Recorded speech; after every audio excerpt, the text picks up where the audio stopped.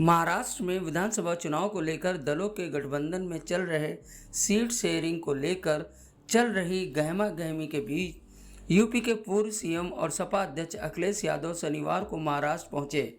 वहां पर उन्होंने कार्यकर्ताओं को संबोधित किया। इस मौके पर सपा के महाराष्ट्र प्रदेश अध्यक्ष अबू आजमी ने भी कार्यकर्ताओं को संबोधित किया।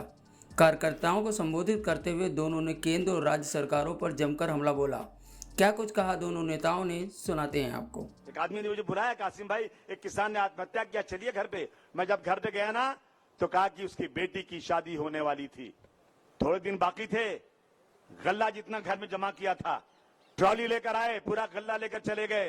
किसान शर्मा गया, परेशान हो गया कि अब मैं मेरी बेटी की शादी कैसे करूंगा, इसका हाथ पीला कैसे करूंगा। उसने खुदकशी कर लिया।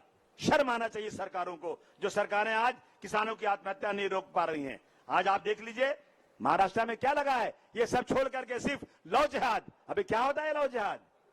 पैन कार्ड जिहाद, लैंड जिहाद, वोट जिहाद। ये फिरका परस्त, मैं खुलेआम कहना चाहता हूं, जिहाद का मतलब है अपनी आत्मा को सुधारना। जिहाद का मतलब है संघर्ष करना। जिहाद ये तुम जो है एक जिहाद जो बहुत ही पाकीज़ा लफ्ज है। मैं फडणवीस साहब को और दिल्ली में बैठे प्रधानमंत्री को कहना चाहता हूं, मैं 100 किताब जिहाद पर दे सकता हूं। जिहाद के किसी को मारने का नाम नहीं है। तुम एक पब्लिक के बीच में गलतफहमी पैदा करते हो। आज 18 साल की उम्र का शख्स कोई कहीं भी शादी कर सकता है। ये इस देश का संविधान है। अगर किसी मुसलमान ने शादी कर लिया, उसका घर तोड़ डालते हो, उसका घर जला डालते हो। ये क्या है? इस संविधान की धज्जियां उड़ाना चाहते हैं। आज वादा करो, अगर संविधान की तरफ कोई आंख उठाएगा, भारतवर्ष की गलियों में खून की नदियां बह जाएंगी। लेकिन हम इस संविधान को मिटने नहीं देंगे इस देश के अंदर। अगर अबू आसिम नाम का शख्स जो एक मजलूम कौम का एक मजलूम बंदा है, आज इस माइक पर खड़े होकर के अपने सबसे बड़े मालिक के बारे में बोलने की ताकत है, तो ये मुझे डॉक्टर भीमराव अंबेडकर साहब ने दिया है। इस ताकत को कभी हम मिटने नहीं देंगे दोस्तों। आज ये हालत है। आज मुस्लिम हिंदू भाई भाई की तरह से रहते थे। मैं गांव का रहने वाला हूं। पता है, हम बचपन में देखते थे कि जब दादी रोटी पकाती थी ना, पहली रोटी जो है ना, पहली रोटी एक कौवे को दे दी जाती थी, आखिरी रोटी बाहर खड़े मोती कुत्ते को दे दी जाती थी। और आज ये लोग मुंह से रोटियां छीन रहे हैं। हम बचपन में गांव में रहते थे, नमाज पढ़ के लोग निकलते थे। हिंदू भाइयों का कितना यकीन था मुसलमानों के ऊपर, कितना भरोसा मुसलमानों के ऊपर। ये दाढ़ी कुर्ता वाले जिनको आज ये आतंकवादी कहते हैं, इन पे कितना भरोसा था जब वो नमाज पढ़ के निकलते थे। हिंदू भाई हिंदू बहनें अपने बच्चों को लेकर के गिलास में पानी लेकर के, गिलास में दूध लेकर के लाइन से खड़ी रहती थी। कहते थे भाई साहब आप नमाजी आदमी हैं, इस पानी में फूंक दीजिए। अगर एक बार आपने फूंक दिया तो शायद आपकी दुआ से अल्लाह ताला सुन लेगा और मेरा बच्चा अच्छा हो जाएगा। ये इस देश की तहजीब थी। ये इस देश में मिलजुल के रहने वाले लोग थे। लेकिन आज इस देश में ये इसको खत्म किया जा रहा है। बहुत सारी चीजें हैं दोस्तों। आज कंपनियां बेची जा रही हैं, सारी कंपनियां बेच दी गई। आज पूरे दुनिया में हर मुल्क के पास अपनी एयरलाइन है। भारतवर्ष महान, हर गाड़ी के पीछे लिखा है मेरा देश महान, मेरा देश महान। लेकिन 100 में ज्यादातर बेईमान। यह हालत है। एयर इंडिया हमारी नेशनल एयरलाइन थी, बिक गई, वो खत्म हो गई। हमारी कोई एयरलाइन ही नहीं है। एयरपोर्ट बिक गया, सी पोर्ट बिक गया, बड़ी कंपनियां बिक गई, ट्रेन बिक गई। दलितों जागो वो लोग जिनका रिजर्वेशन है।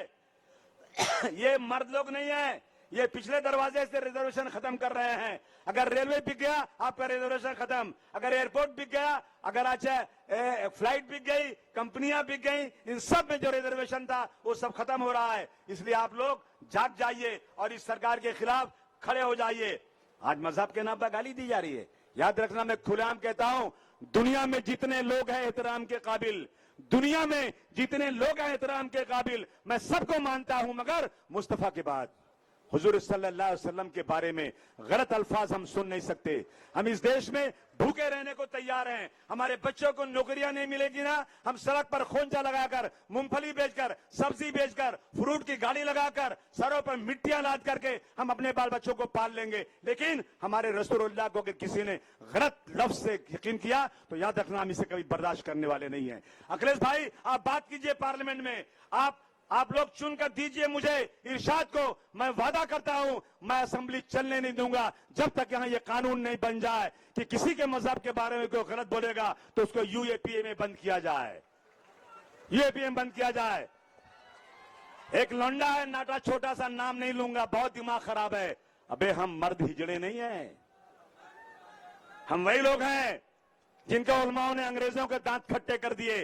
तुम कौन से खेत की मूली हो, तुम कहते हो मस्जिद में घुस करके मारूंगा। एक बार सरकार सिक्योरिटी हटा दे और आजा मस्जिद में घुस के दिखा देना तो मैं समझा तुम अपने असली माँ बाप की औलाद है, नहीं तो समझूंगा हिजड़ों की औलाद है।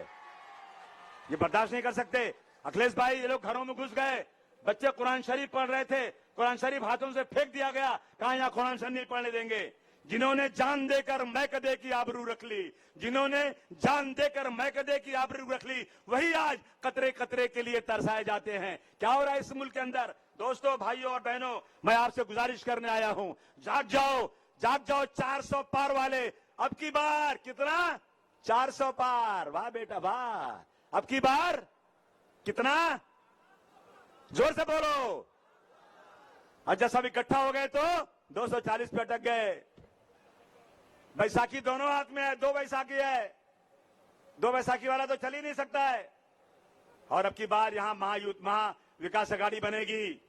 एक एक आदमी, चाहे वो तुम्हारा दुश्मन हो, लड़ने वाला, चाहे कुछ भी हो, हिंदू और मुसलमान, सिख और ईसाई, जो इस देश के सिपाही हैं, मिल करके एक एक लोग अब की बार जो भी उम्मीदवार खड़ा होगा महा विकास अघाड़ी का, उसको वोट देना। हाथ उठाकर बोलो ठीक है कि नहीं ठीक है। और महा विकास अघाड़ी के लोगों, मेरा ही उम्मीदवार कहां गए? इधर आओ, यही चुनकर आएगा। मेरे पास एक एमएलए है, रईस शेख, इधर आओ। एक एमएलए मेरे पास है अभी, एक मेरा दायां हाथ एक बायां हाथ बना दो, 5-6 चुनकर दे दो। असेंबली में किसी की बाकी ताकत नहीं है जो मुसलमानों के बारे में हम हिंदू मुसलमानों को इस देश में लड़ा सके। मैं आपको वादा करता हूं इस बात का। हम ही को कातिल कहेगी दुनिया, हमारा ही कत्लेआम होगा। हम ही को कातिल कहेगी दुनिया, हमारा ही कत्लेआम होगा। हम ही कुएं खोदते फिरेंगे और वो पानी हम ही पे हराम होगा। हम ही कुएं खोदते फिरेंगे और पानी हम ही पे हराम होगा। याद रखना, मुझे यह डर है कि इस सदी में अगर यही ज़हनियत रही तो न कोई अब्दुल कलाम होगा, न कोई अब्दुल हमीद होगा इस देश के अंदर।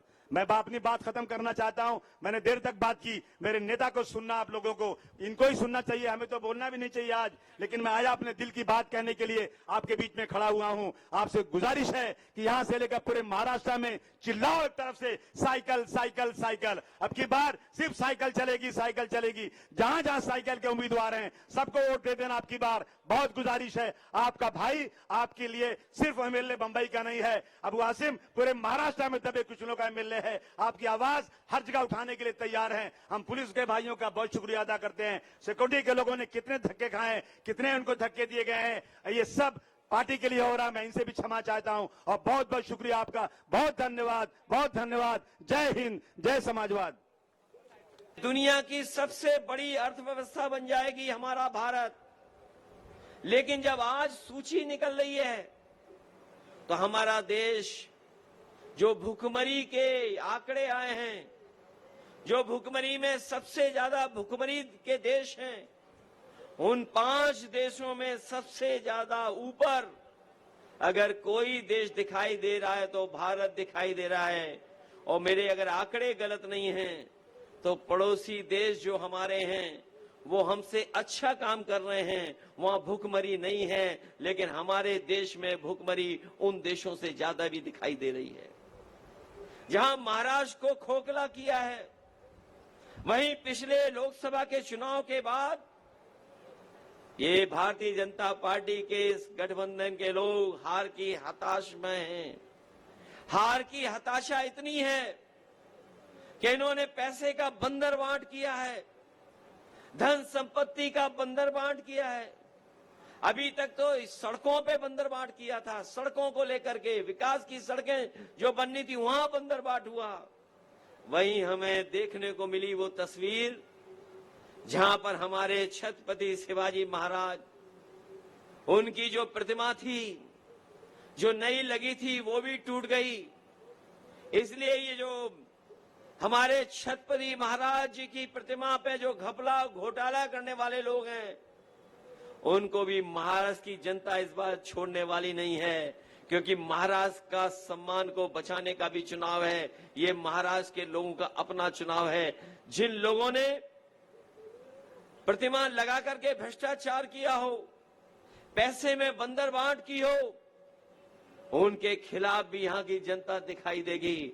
और यहां तो सब लोग जानते हैं, ये जो महाराष्ट्र की महायुति सरकार चल रही है, ये जनता की चुनी हुई सरकार नहीं है। इस सरकार को इन्होंने हथियाने का काम किया है। क्या बताओ, आपको नहीं पता कि सरकार तो चुनी गई थी किसी और की। न केवल सरकार गिराई, पार्टी तोड़ी और ऐसा धंधा किया है कि पूरी की पूरी सरकार भी हत्या ली। क्या ये महाराष्ट्र की जनता कभी स्वीकार कर सकती है? अब इस बार चुनाव आने वाला है और चुनाव में मुझे पूरा भरोसा है कि महाराष्ट्र की जनता इस बार महायुति गठबंधन को हरा करके अपने सम्मान को बचाने का काम महाराष्ट्र की जनता करेगी। ये लोग जो सत्ता में बैठे लोग हैं, इन्हें महाराष्ट्र को इतना पीछे छोड़ दिया है कि जो महाराष्ट्र लोगों को नौकरी और रोजगार देता था, महाराष्ट्र में लोग इसलिए आते थे कि यहां नौकरी और रोजगार मिल जाएगा, लेकिन दिल्ली और महाराष्ट्र की सरकार ने यहां के कारखाने और उद्योग को चौपट कर दिया है।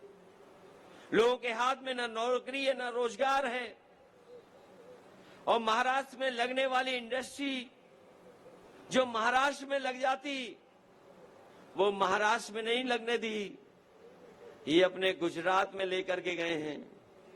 गुजरात का के जाकर के अपने प्रदेशों में कारखाने लगा रहे हैं। महाराष्ट्र के कारखाने जो महाराष्ट्र में लग जाते, वो महाराष्ट्र में नहीं लगे हैं, गुजरात में जाकर के लगे हैं। इसलिए मैं आपसे कहना चाहता हूं, इन बीजेपी वालों की हमारे आम लोगों की रोजी रोटी पर बुरी नजर रख रहे हैं, और जो बुरी नजर रखते हैं उनके खिलाफ जनता लड़ने का काम करती है, जनता हटाने का काम करती है। हम लोग उत्तर प्रदेश जहां से आए हैं, हम लोगों ने इन्हें देखा है कि किस तरीके से ये लोग वादे करते थे। याद होगा, इन्होंने अच्छे दिन का वादा किया था, लेकिन सत्ता में आए तो इससे ज्यादा बुरे दिन हमने और आपने नहीं देखे। जब बेरोजगारी बढ़ गई, महंगाई बढ़ गई, इन्होंने कारखाने बेच दिए, बैंकों का पैसा डुबा दिया, और एक ऐसा भी समय देश ने देखा कि जब लोगों के अपनी कमाई के पैसे जो उनके पास रखे थे, वो रुपया बंद कर दिए, बैंकों से नोटबंदी कर दी। जो लोगों ने अपनी मेहनत से कमाया था, नोटबंदी का परिणाम यह हुआ कि हमारे कारखाने बंद हो गए, उद्योग खत्म हो गए, और नोटबंदी का परिणाम यह हुआ कि आज महंगाई हो गई है। इसलिए हम आपसे निवेदन और अपील करने आए हैं कि हम लोगों ने उत्तर प्रदेश में तो इनका मुकाबला कर लिया है। ये बड़े बड़े सपने दिखा रहे थे उत्तर प्रदेश में कि उत्तर प्रदेश को बदल देंगे, उत्तर प्रदेश की अर्थव्यवस्था ऊंचाई तक पहुंचा देंगे।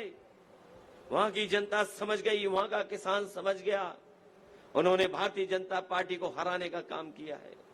हम जब देखते हैं कि महाराष्ट्र में जो हमारी आर्थिक राजधानी है, मुंबई जो आर्थिक राजधानी है, जहां पर सबसे ज्यादा उद्योगपति हैं, सबसे ज्यादा कारोबार करने वाले लोग रहते हैं, लेकिन उसके बावजूद भी जब हम देश के आंकड़े देखते हैं तो सबसे ज्यादा किसान और गांव में रहने वाला गरीब है, और सबसे ज्यादा किसान हमारा आत्महत्या कर रहा है। एक अर्थव्यवस्था या ऐसी व्यवस्था जहां पर ये कहते हो कि हम खुशहाल बना देंगे, लेकिन हमारे किसान के हाथ में कुछ नहीं आ रहा है, और किसान के जीवन को बदलने के लिए इनके पास पैसा नहीं है। इनके पास जो कुछ पैसा है वो बड़े बड़े उद्योगपतियों की मदद करने के लिए है। अगर वही पैसा जिससे उद्योगपतियों की मदद कर रहे हैं, अगर उसी पैसे से किसान की मदद होती तो हमारा किसान आत्महत्या नहीं करता, हमारे नौजवान के हाथ में रोजगार होता, नौकरी होती और हमारी माताएं बहनें भी अपना घर परिवार अच्छी तरह चला सकती थी। ये रोजगार नहीं दे पाए हैं, नौकरी नहीं दे पाए, ये चुनाव आ गया तो माताओं बहनों के अकाउंट में पैसा पहुंचाना शुरू कर दिया। अगर सबसे पहले किसी ने देश में अपनी माताओं बहनों के अकाउंट में पैसा पहुंचाने का काम किया था तो समाजवादी लोगों ने पहुंचाने का काम किया था। आज जो महाराष्ट्र हमारी माताओं बहनों के पैसे दे रही, मदद कर रही है, उनकी इतनी मदद से काम चलने वाला नहीं है। जब महंगाई इतनी हो, हमारे पैसे की कीमत गिर गई हो, तो हमें उसका दोगुनी मदद करनी चाहिए, तभी जाकर के हमारी माताओं बहनों का थोड़ा सम्मान हो पाएगा। जहां इलाज को लेकर के इरशाद भाई ने कहा कि यहां पर इलाज नहीं है, मशीन सरकार नहीं लगा पा रही है, दवाई भी नहीं मिल पा रही, और जो सरकारी व्यवस्था होनी चाहिए थी इलाज को लेकर के आपके जिले में वो भी नहीं है। लोगों को मजबूरी में बड़े बड़े शहरों में जाना पड़ता है, लोगों को मुंबई जाना पड़ता, नासिक जाना पड़ता और जिलों में जाकर के इलाज करना पड़ता है। हम आपको भरोसा दिलाते हैं, पढ़ाई के लेकर के, आपके रोजगार को लेकर के और आपके अस्पताल दवाई के इलाज को लेकर के जो भी इरशाद भाई काम करेंगे, हम उनका सहयोग और मदद करने का काम करेंगे, क्योंकि जब पढ़ाई होगी, इलाज सस्ता होगा तो हमारा समाज को भी आगे बढ़ने का मौका मिलेगा। मैं आखिरी में इतना ही कहना चाहता हूं, महाराष्ट्र में हम लोग समय समय पर सीटें जीते हैं, समय समय पर हम लोगों ने सरकार चलाने में मदद करने का काम किया है। और आप देख रहे हैं न्यूज़ प्लस 24/7।